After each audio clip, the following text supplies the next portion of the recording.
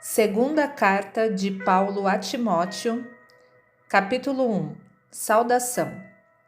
Eu, Paulo, apóstolo de Cristo Jesus pela vontade de Deus, que fui mandado para anunciar a promessa da vida que temos por estarmos unidos com Cristo Jesus, escrevo a você, Timóteo, meu querido filho na fé. Que a graça, a misericórdia e a paz de Deus, o Pai, e de Cristo Jesus, o nosso Senhor, estejam com você. Todas as vezes que lembro de você nas minhas orações, de dia e de noite, eu agradeço a Deus, a quem sirvo com a consciência limpa, como também os meus antepassados serviram. Lembro das suas lágrimas e quero muito ver você outra vez, para que eu possa ficar cheio de alegria. Lembro da sua fé sincera, a mesma fé que a sua avó Lloyd e Eunice, a sua mãe, tinham. E tenho a certeza de que é a mesma fé que você tem. Por isso, quero que você lembre de conservar vivo o dom de Deus que você recebeu quando coloquei as mãos sobre você. Pois o Espírito que Deus nos deu não nos torna medrosos. Pelo contrário, o Espírito nos enche de poder e de amor e nos torna prudentes. Portanto, não se envergonhe de dar o seu testemunho a favor do nosso Senhor, nem se envergonhe de mim, que estou na cadeia porque sou servo dele. Pelo contrário, com a força que vem de Deus, esteja pronto para sofrer comigo por amor ao Evangelho. Deus nos salvou e nos chamou para sermos o seu povo. Não foi por causa do que temos feito, mas porque este era o seu plano e por causa da sua graça. Ele nos deu essa graça por meio de Cristo Jesus, antes da criação do mundo. Mas agora ela foi revelada a nós por meio do glorioso aparecimento de Cristo Jesus, o nosso Salvador. Ele acabou com o poder da morte e, por meio do Evangelho, revelou a vida que dura para sempre. Deus me escolheu como apóstolo e mestre para anunciar o Evangelho.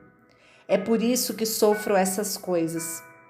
Mas eu ainda tenho muita confiança, pois sei em quem tenho crido e estou certo de que Ele é poderoso para guardar até aquele dia aquilo que Ele me confiou. Tome como modelo os ensinamentos verdadeiros que eu lhe dei e fique firme na fé e no amor que temos por estarmos unidos com Cristo Jesus. Por meio do poder do Espírito Santo que vive em nós, guarde esse precioso tesouro que foi entregue a você. Você já sabe que todos os irmãos da província da Ásia, inclusive Fígelo e Hermógenes, me abandonaram. Que o Senhor seja bondoso com a família de Onesíforo, pois muitas vezes ele me animou e não teve vergonha de mim por eu estar na cadeia. Pelo contrário, logo que chegou a Roma, ele me procurou até me encontrar. Que o Senhor dê a ele a certeza de que naquele dia ele receberá a sua misericórdia. E você sabe melhor do que eu o quanto ele me ajudou em Éfeso. Capítulo 2. E você, meu filho, seja forte por meio da graça que é nossa por estarmos unidos com Cristo Jesus. Tome os ensinamentos que você me ouviu dar na presença de muitas testemunhas e entregue-os aos cuidados de homens de confiança que sejam capazes de ensinar outros. Como fiel soldado de Cristo Jesus, tome parte no meu sofrimento. Pois o soldado, quando está servindo, quer agradar o seu comandante e por isso não se envolve em negócios da vida civil. O atleta que toma parte numa corrida não recebe o prêmio se não obedecer às regras da competição. E o lavrador que trabalha no pesado deve ser o primeiro a receber a sua parte na colheita. Pense no que estou dizendo, pois o Senhor fará com que você compreenda todas as coisas. Lembre de Jesus Cristo, que foi ressuscitado e que era descendente de Davi, de acordo com o Evangelho que eu anuncio.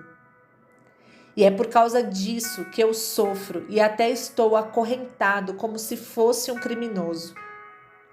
Mas a mensagem de Deus não está presa, e por isso eu suporto tudo com paciência, por amor ao povo escolhido de Deus. Faço isso para que eles possam ganhar a salvação que está em Cristo Jesus e que traz a glória eterna. Este ensinamento é verdadeiro. Se já morremos com Cristo, também viveremos com Ele. Se continuarmos a suportar o sofrimento com paciência, também reinaremos com Cristo. Se nós o negarmos, Ele também nos negará. Se não formos fiéis, Cristo continua sendo fiel, pois Ele não pode ser falso para si mesmo. Recomende essas coisas aos que você dirige e ordene severamente na presença de Deus que não briguem por causa de palavras. Brigar não é bom, pois somente prejudica os que estão presentes. Faça todo o possível para conseguir a completa aprovação de Deus, como um trabalhador que não se envergonha do seu trabalho, mas ensina corretamente a verdade do Evangelho. Evite os falatórios contrários aos ensinamentos cristãos, pois eles fazem com que as pessoas se afastem de Deus. As coisas que os falsos mestres ensinam se espalham como a gangrena. 2 mestres são Himeneu e Fileto, os quais abandonaram o caminho da verdade. Eles afirmam que a nossa ressurreição já aconteceu e assim estão atrapalhando a fé cristã de alguns. Mas o firme alicerce que Deus colocou não pode ser abalado, e sobre esse alicerce estão escritas estas palavras: o Senhor conhece as pessoas que são dele, e também toda pessoa que diz que pertence ao Senhor precisa abandonar o pecado. Numa casa grande não existem somente vasilhas de ouro e de prata, mas também de madeira e de barro. Algumas são para ocasiões especiais e outras para todos os dias. Quem se purificar de todos esses erros de que tenho falado será usado para fins especiais, porque é dedicado e útil ao seu mestre e está pronto para fazer tudo o que é bom. E você, Timóteo, fuja das paixões da mocidade e procure viver uma vida correta, com fé, amor e paz, junto com os que com um coração puro pedem a ajuda do Senhor. Fique longe das discussões tolas e sem valor, pois você sabe que elas sempre acabam em brigas. O servo do Senhor não deve andar brigando, mas deve tratar todos com educação. Deve ser um mestre bom e paciente, que corrige com delicadeza aqueles que são contra ele. Pois pode ser que Deus dê a eles a oportunidade de se arrependerem e de virem a conhecer a verdade. E assim voltarão ao seu perfeito juízo e escaparão da armadilha do diabo que os prendeu para fazerem o que ele quer. Capítulo 3. Lembre disto: nos últimos dias haverá tempos difíceis, pois muitos serão egoístas, avarentos, orgulhosos, vaidosos, xingadores, ingratos, desobedientes aos seus pais e não terão respeito pela religião. Não terão amor pelos outros e serão duros, caluniadores, incapazes de se controlarem, violentos e inimigos do bem. Serão traidores, atrevidos e cheios de orgulho. Amarão mais os prazeres do que a Deus. Parecerão ser seguidores da nossa religião, mas com as suas ações negarão o verdadeiro poder dela. Fique longe dessa gente. Alguns deles entram nas casas e conseguem dominar mulheres fracas que estão cheias de pecados e que são levadas por todo tipo de desejos. São mulheres que estão sempre tentando aprender, mas nunca chegam a conhecer a verdade. Assim como Janes e Jambres foram contra Moisés, assim também esses homens são contra a verdade. Eles perderam o juízo e fracassaram na fé. Mas não irão longe, pois todos verão como eles são tolos. Foi isso que aconteceu com Janes e Jambres. Mas você tem seguido os meus ensinamentos, a minha maneira de agir e o propósito que tenho na minha vida. E tem seguido também a minha fé, a minha paciência, o meu amor, a minha perseverança, as minhas perseguições e os meus sofrimentos. Você sabe tudo o que me aconteceu nas cidades de Antioquia, de Icônio e de Listra. Que terríveis perseguições eu sofri. Porém, o Senhor me livrou de todas elas. Todos os que querem viver a vida cristã unidos com Cristo Jesus serão perseguidos. Porém, as pessoas más e fingidas irão de mal a pior, enganando e sendo enganadas. Quanto a você, continue firme nas verdades que aprendeu e em que creu de todo o coração. Você sabe quem foram os seus mestres na fé cristã. E desde menino você conhece as Escrituras Sagradas, as quais lhe podem dar a sabedoria que leva à salvação por meio da fé em Cristo Jesus. Pois toda a Escritura Sagrada é inspirada por Deus e é útil para ensinar a verdade, condenar o erro, corrigir as faltas e ensinar a maneira certa de viver.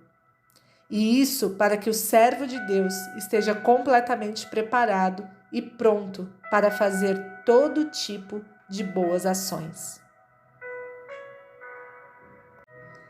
Capítulo 4. Na presença de Deus e de Cristo Jesus, que julgará todos os seres humanos, tanto os que estiverem vivos como os que estiverem mortos, eu ordeno a você, com toda firmeza, o seguinte: por causa da vinda de Cristo e do seu reino, pregue a mensagem e insista em anunciá-la, seja no tempo certo ou não. Procure convencer, repreenda, anime e ensine com toda a paciência. Pois vai chegar o tempo em que as pessoas não vão dar atenção ao verdadeiro ensinamento, mas seguirão os seus próprios desejos. E arranjarão para si mesmas uma porção de mestres que vão dizer a elas o que elas querem ouvir. Essas pessoas deixarão de ouvir a verdade para dar atenção às lendas. Mas você, seja moderado em todas as situações. Suporte o sofrimento, faça o trabalho de um pregador do Evangelho e cumpra bem o seu dever de servo de Deus. Quanto a mim, a hora já chegou de eu ser sacrificado e já é tempo de deixar esta vida.